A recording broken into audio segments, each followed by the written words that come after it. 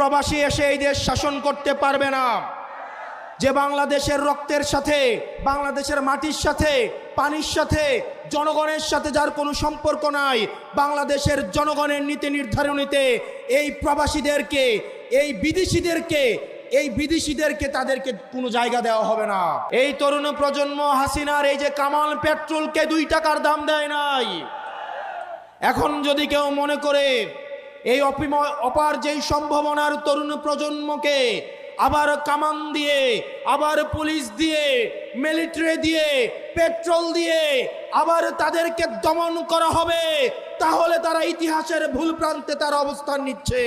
শোনো হে প্রশাসন,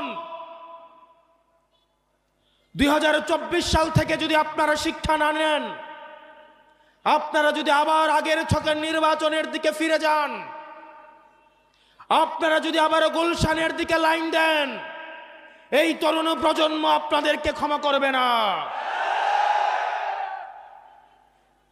এই তরুণ প্রজন্ম যারা জুলাই এসে রক্ত দিয়েছিল, এই শাহী খুনি হাসিনাও বলতে বাধ্য হয়েছিল ওদের একটাকে মারলে একটাই যায়, বাকিগুলা রাস্তা থেকে যায় না।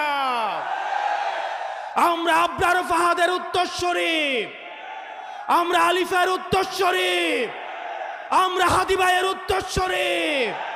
সুতরাং যেসব ডিসিএসপিরা আবার 14-এর মতো, 18-এর মতো, 24-এর মতো ব্যালট বাক্স ছিনতাই করার চিন্তা করছেন, আপনাদের প্রতি আহ্বান থাকছে, আপনাদের প্রতি আপনাদের পরিণতি হারুনের মতো এবং বেনজিরের মতো হবে।